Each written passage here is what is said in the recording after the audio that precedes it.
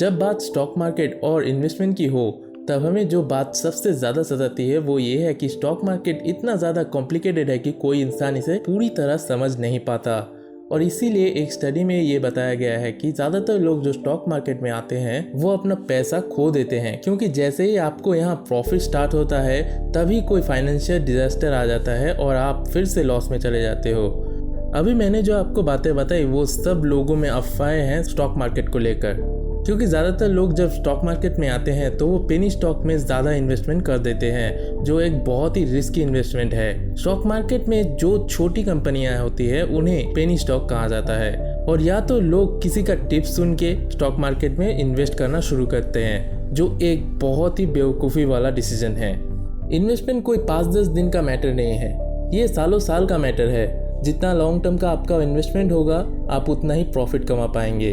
और हमारे इस प्लेनेट पे एक इंसान ऐसा भी है जिसने अपने सालों साल के इन्वेस्टमेंट के चलते आज वो दुनिया के सबसे बड़े इन्वेस्टर हैं, जिनका नाम है वॉरेन बफेट। लोगों को पहले लगता था कि शायद वॉरेन बफेट के पास कोई सीक्रेट फॉर्मूला है इन्वेस्टिंग से रिलेटेड, लेकिन ऐसा कुछ भी नहीं था। वो सिर्फ अपने 2 रूल को फॉलो करते थे।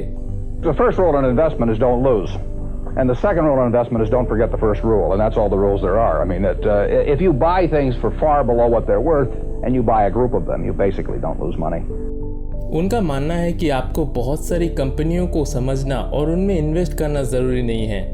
उनका मानना है अगर आप अपने देश के इंडेक्स में पैसा लगाएंगे तो सालों साल के कंपाउंडिंग के चलते आपको एक बहुत अच्छा प्रॉफिट मिलेगा। और आपकी जानकारी के लिए बता दूं, इंडिया के इंडेक्स फंड का नाम निफ्टी इंडेक्स फंड और सेंसेक्स इंडेक्स फंड है।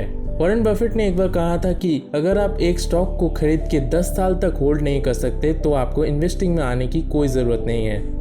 और एक बार एक इंटरव्यू में उनसे उनके स्टॉक्स के होल्डिंग टाइम को पूछा गया था, तो उनका जवाब था कि माई होल्डिंग टाइम इज फॉरएवर। और यही उनका वो सीक्रेट फॉर्मूला है जो उन्हें वर्ल्ड का सबसे सफल इन्वेस्टर बनाती है।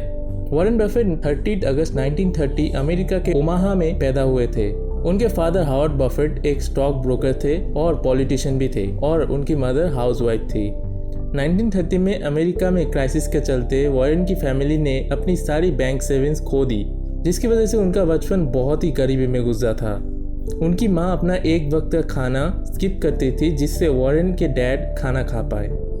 और इसी गरीबी में रहते उन्होंने ये कसम खाई थी, मैं 35 साल से पहले मिलियनेयर बनूंगा, नहीं तो मैं ओमाहा की सबसे ऊंची बिल्डिंग से छलांग लगा दूंगा। उनकी यही डिटर्मिनेशन, 35 साल से पहले मिलियनेयर बनने की जिद उन्हें बचपन से ही मिलियनेयर बना चुकी थी।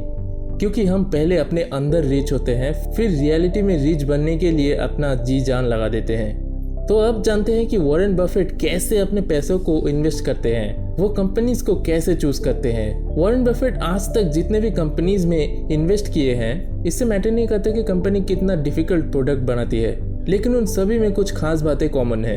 वो ये है कि उनकी चूज की हुई बिजनेस सिंपल और डायरेक्ट होती है, जिसका आसानी से फ्यूचर प्रिडिक्ट किया जा सके। वो किसी भी कंपनी में इन्वेस्ट करने से पहले उसके बिजनेस मॉडल को कुछ क्वेश्चन पूछते हैं, जो कि एकदम सिंपल है। कंपनी क्या प्रोडक्ट बनाती है, प्रोडक्ट को कस्टमर क्यों खरीदेंगे, और उस प्रोडक्ट को क्या लोग 10-20 साल के बाद भी खरीदेंगे या नहीं। यही है वॉरेन बफेट की सिंपल बिजनेस मॉडल। और इसी बिजनेस मॉडल को फॉलो करके उन्होंने कोका कोला में इन्वेस्ट किया था, और आज वो कोका कोला के one of the major investor है। क्योंकि कोका कोला इतना सिंपल ब्रांड है कि भले ही एक स्टोर में आपको बहुत से अलग अलग सॉफ्ट ड्रिंक मिल जाए, लेकिन फिर भी most of the people Coca Cola को ही प्रेफर करेंगे।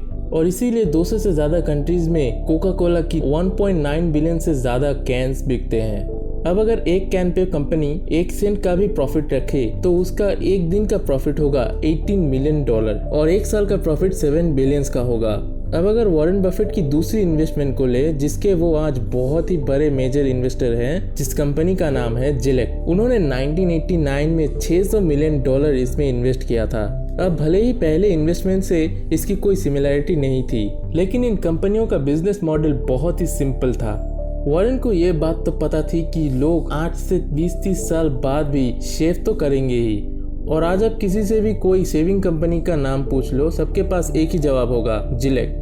और वॉरेन बफेट की थर्ड इन्वेस्टमेंट की बात करें, जो उनकी one of the best investment है, जो है बर्कशायर हाथवे।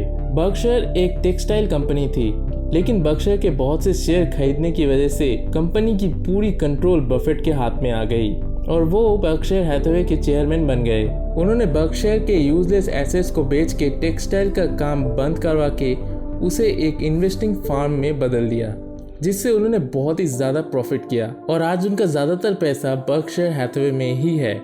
वॉरेन बफेट ने एक सिंपल सा फॉर्मूला लिया, कंपाउंडिंग, जिसकी वजह से वो आज वर्ल्ड के 6th रिचेस्ट पर्सन है। और ये वही लड़का है जिसकी माँ को कम पैसों की वजह से अपना एक वक्त का खाना स्किप करना पड़ता था।